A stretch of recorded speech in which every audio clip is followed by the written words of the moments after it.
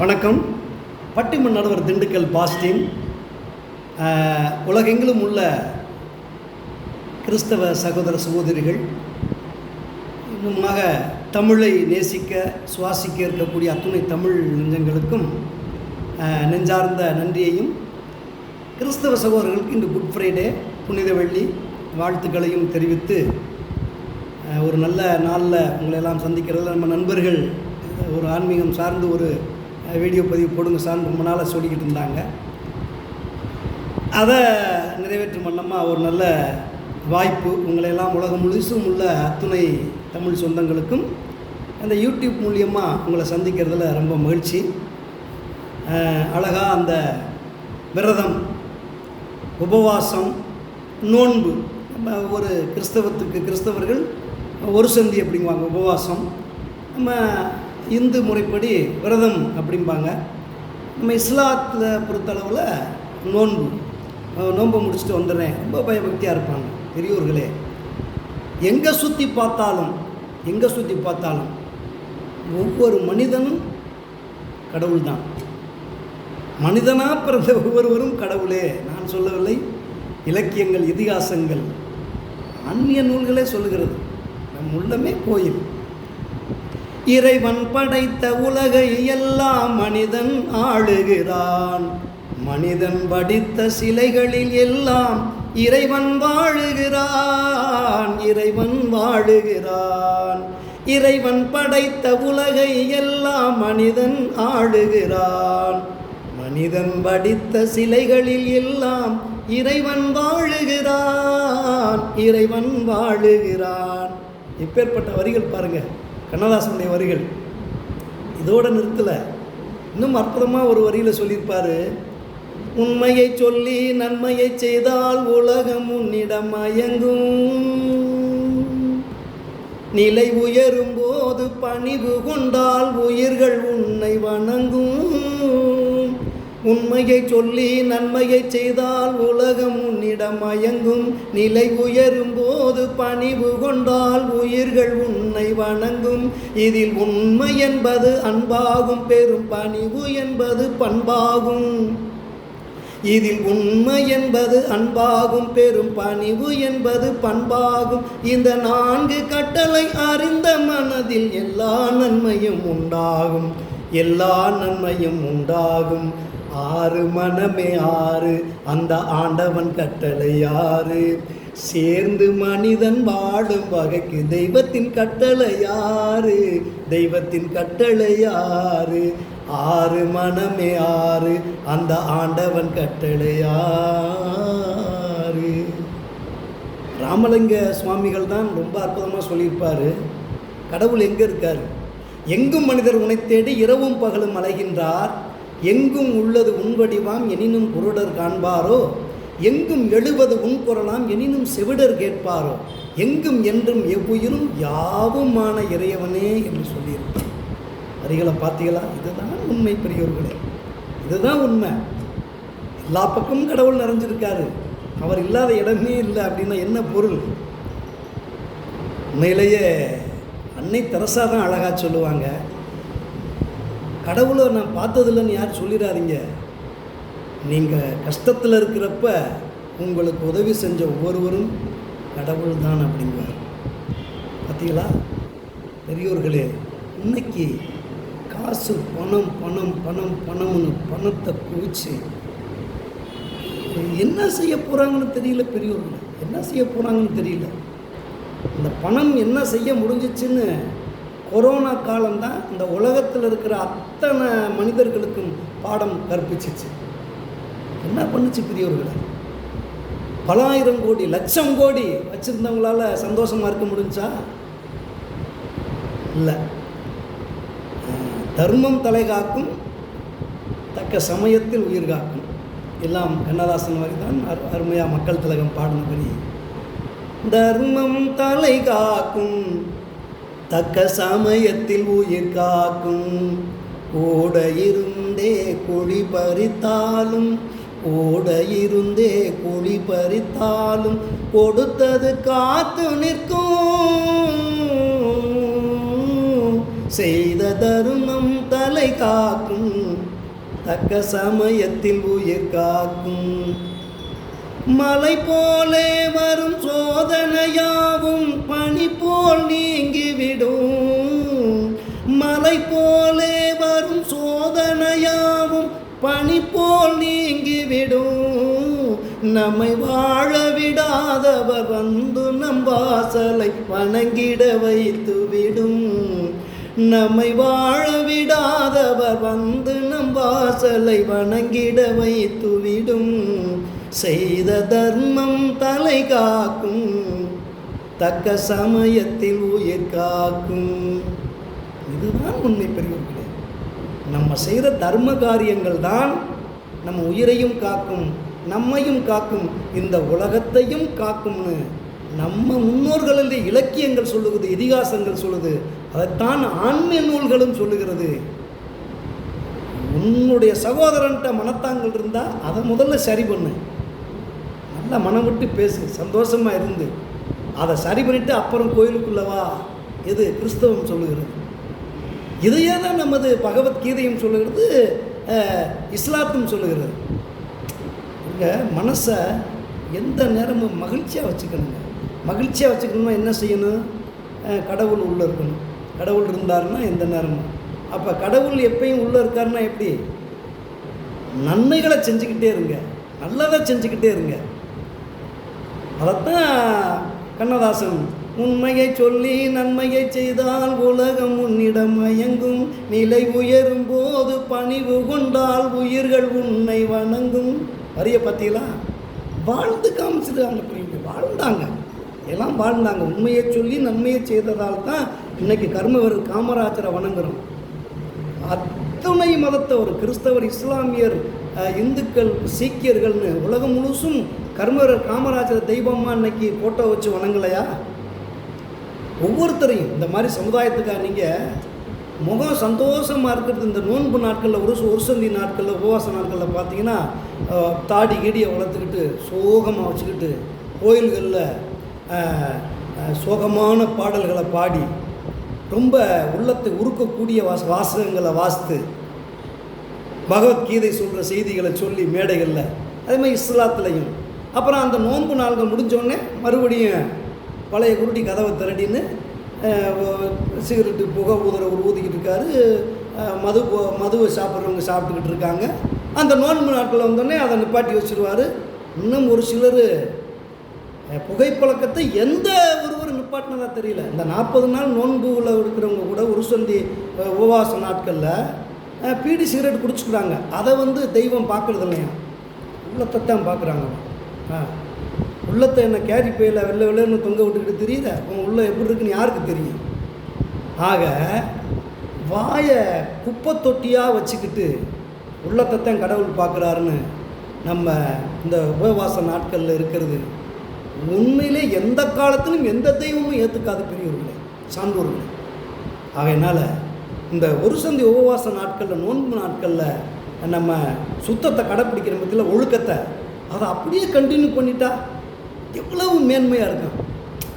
பாருங்கள், இந்த உலகத்தில் மறுபடியும் போத கலாச்சாரம் இருக்குமா? கொலை கொள்ளை பெருகுமா? இருக்காது. அதனால் நோன்பு இருக்கக்கூடிய, உபவாசம் இருக்கக்கூடிய, விரதம் இருக்கக்கூடிய அன்பர்கள், சகோதர சகோதரிகள் கொஞ்சம் அதை அப்படியே வாழ்நாள் முழுசும் கடைப்பிடிக்க பாருங்கள். இதை கடைப்பிடித்தால் சத்தியமாக நம்ம அந்த ஒவ்வொரு ஆன்மீக நூலும் சொல்லுகிறபடி நம்ம வாழ்க்கை அமையும்.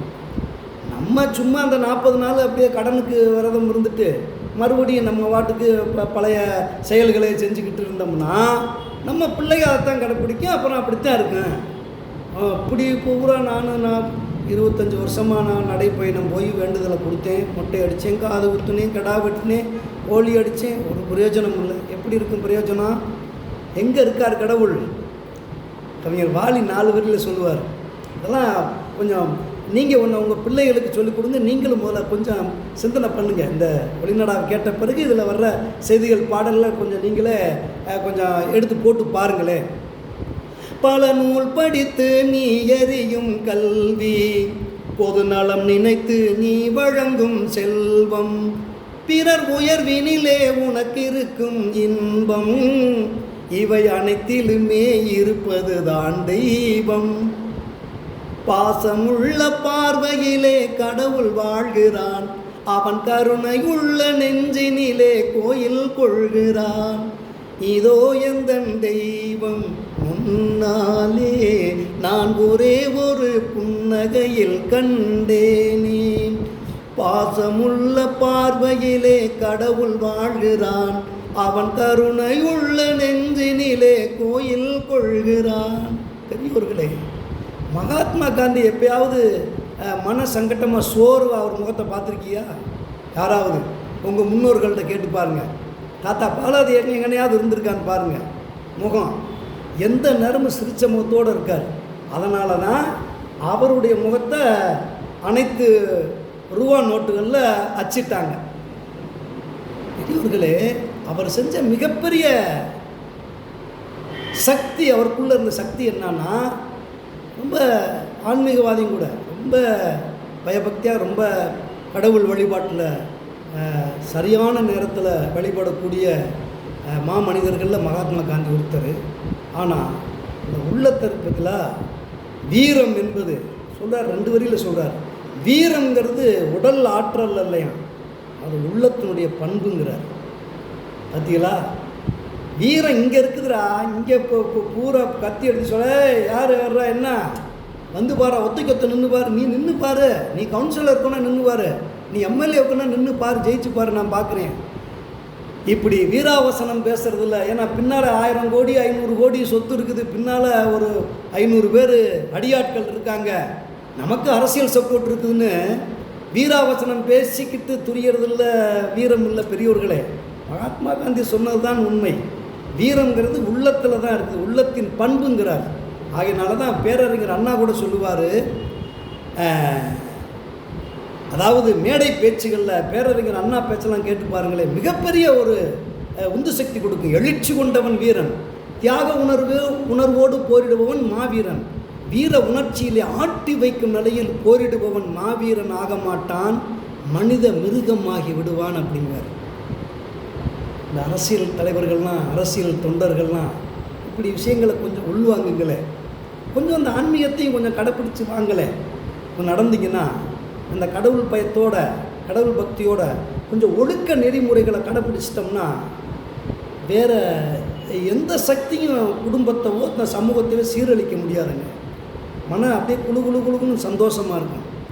இல்லை சார், நீங்கள் அந்த உலகத்தில் புல்லு பூண்டு எப்படி வாழ்ந்து மடியுதோ அப்படித்தான் மனுஷன் வாழ்க்கைங்க. எந்த மனுஷனாவது நான் 1000 வருஷம் வாழ்ந்து நான் சம்பாரித்து வச்சுருக்க அத்தனை சொத்துனையும் குழுன்னு ரெட்டனை காலை போட்டுக்கிட்டே 8 கால் பூச்சி மாதிரி ஏசி ரூமில் என் சந்ததி பூரா 1000 வருஷத்துக்கு தொங்கும்டான்னு யாராவது சொல்லி வாழ்ந்து காமிக்க முடியுமா? உன் வாழ்க்கை முடிஞ்சோடனே சொத்து சுகம் அத்தனையும் அவ்வளோதான், புல்லு பூண்டு மாதிரியே போயிடும். அதைத்தான் இந்த ஒரு அற்புதமான ஆன்மீக பாடல் சொல்லும்.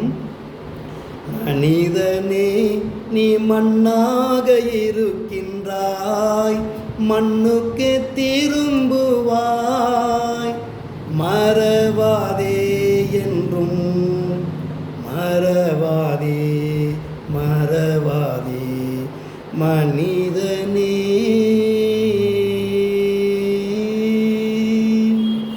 பூவும் புல்லும் போல் புவியில் வாழ்கின்றோம், பூவும் உதிர்ந்திடும் புல்லும் உலர்ந்திடும். இன்னும் 2வது அடி ரொம்ப அருமையாக சொல்லியிருப்பார். மரணம் வருவதை மனிதன் அறிவானோ, மரணம் வருவதை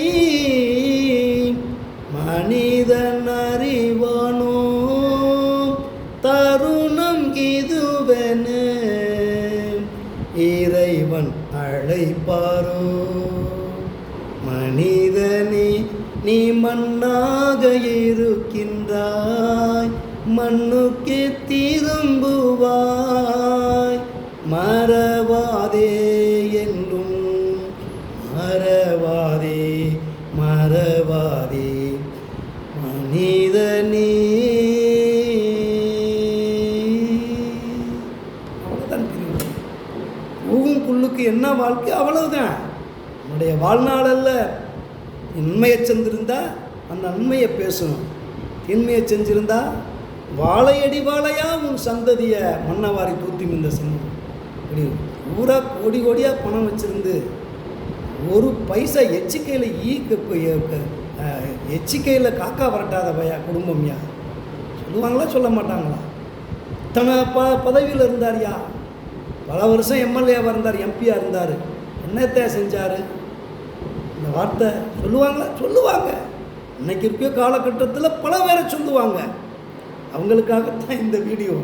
அதனால் இருக்கிற காலங்களில் நம்மளால் என்ன செய்ய முடியுமோ அதை இந்த சமுதாயத்துக்கு செஞ்சிடணும். பெரியவர்கள், அதிகாரத்தில் இருக்கிறவங்க, பொறுப்பில் இருக்கிறவங்க எவ்வளவோ பணிகளை இன்றைக்கி இந்த சமுதாயத்துக்கு செய்யணும்னு மக்கள் எதிர்பார்த்துக்கிட்டு இருக்காங்க. அதுதான் இந்த ஆன்மீகம். நீங்கள் 40 நாள் உபவாசம் இருந்து ஒரு சந்தி இருந்து நோன்பு நூக்கிறதுனால விரதம் இருக்கிறதுனால சத்தியமாக கடவுள் உங்களுக்குள்ளே வந்து சொல்லுங்கள் என்ன வேணும், நான் பயபக்தியாக விரதம் இருந்து என் கோயிலுக்கு வந்தேன்னு எந்த கடவுளாவது கேட்டதுண்டா? சொல்லுங்கள் பார்ப்போம். கிடையாது. ஆனால் ஏதோ நம்ம முன்னோர்கள் போய்கிட்டு இருந்தாங்க வந்துக்கிட்டு இருந்தாங்க நினச்சி இன்னமும் அந்த மூட நம்பிக்கைக்குள்ளே நம்மளது சந்ததிகளையும் கொண்டு போக வேணாம். பெரியோர்களே, சான்றோர்களே, நம்ம முன்னோர்கள் நல்ல நெறிகளை கடைப்பிடிச்சு நடந்த மாதிரி இந்த ஆன்மீகத்துக்குள்ளே போகிறதுக்கு பல வழிகளை என்னென்னமோ செஞ்சு வருடந்தோறும் குறிப்பிட்ட நாள் கோயிலுக்கு போகிறது, பாத யாத்திரை போகிறது, நேர்த்திக்கடன் வச்சு கிடா வெட்டுறது, கோழியை அறுத்து பலி கொடுக்கறது, இன்னும் பல விலங்குகளை கொடுத்து இதனால் கடவுள் நமக்குள்ளே கூட்டி கொண்டு வந்துடுவாரா? நம்ம வேண்டுதலை நிறைவேற்றிடுவாரா? நீங்கள் நினச்சி பாருங்கள்.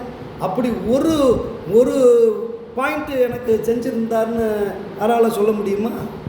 நல்லது நடந்திருக்கு. நீங்கள் நல்லது செஞ்சுருந்தா நல்லது நடந்திருக்கு. நம்ம நடந்து கோயிலுக்கு போகிறதுனாலையோ மொட்டை அடிக்கிறதுனாலையோ கிடா வெட்டுறதுனாலையோ கடவுள் எந்த உதவியும் செஞ்சிட மாட்டார், இறங்கிட மாட்டார். நீ செய்கிற நல்ல தர்ம காரியங்கள், அந்த தர்மத்துப்படி எவன் ஒருவன் வாழ்கிறானோ நிச்சயம் அவன் கோயிலுக்கு சமம், ஆண்டவனுக்கு சமம். நான் சொன்னதை இலக்கியங்கள் இதிகாசங்கள் சொல்லுது. பிறர்க்குன்னா முற்பகல் செய்யின் தமக்குன்னா பிற்பகல் தாமே வரும். 2000 ஆண்டுகளுக்கு முன்பு வள்ளுவன் சொன்னது. நன்றி மறப்பது நன்றன்று, நன்றல்லது அன்றே மறப்பது நன்று. பாருங்கள், இந்த உலகத்தில் இன்றைக்கி நன்றி மறந்தவங்களால தான் பெரிய பெரிய சாபக்கேடுகள் நடக்குது இந்த சமுதாயத்தில். நல்லது இல்லாததை அன்னைக்கே மறந்துருக்கிறார்.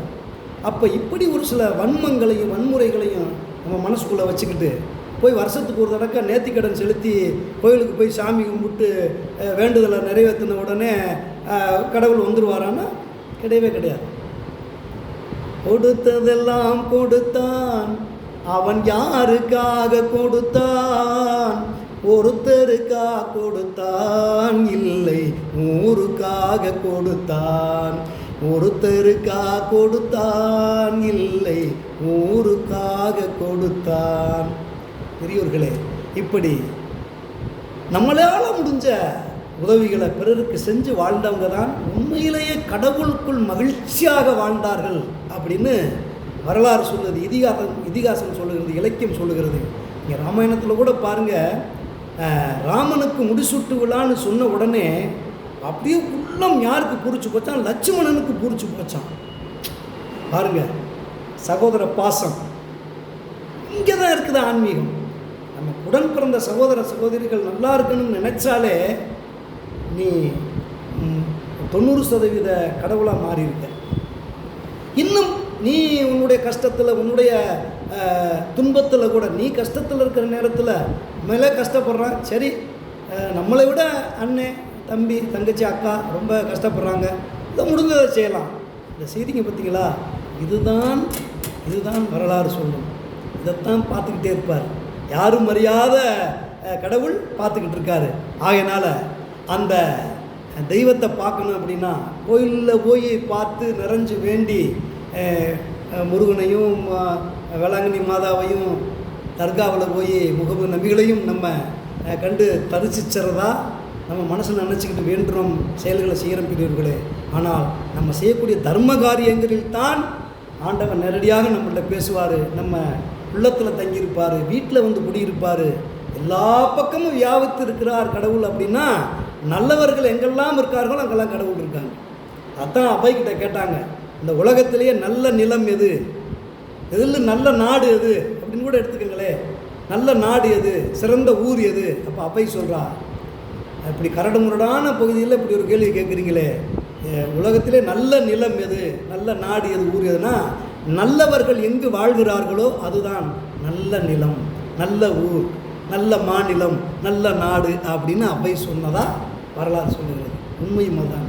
ஆகவே நல்லதை நினைப்போம், நல்ல செயல்களை செய்வோம், நன்மையே அறுவடை செய்வோம் என்பதை சொல்லி இந்த நல்ல நாளில் குடும்பத்தில் இருக்கிற ஒருத்தர் கொடுத்த பகைமை வேற்றுமையை களைந்து மனசில் முதல்ல அவங்கள்ட்ட ஒன்று சேர்ந்து, ஒருத்தர் துன்பப்படுற நேரம் போய் நம்ம உதவி செய்யணும்.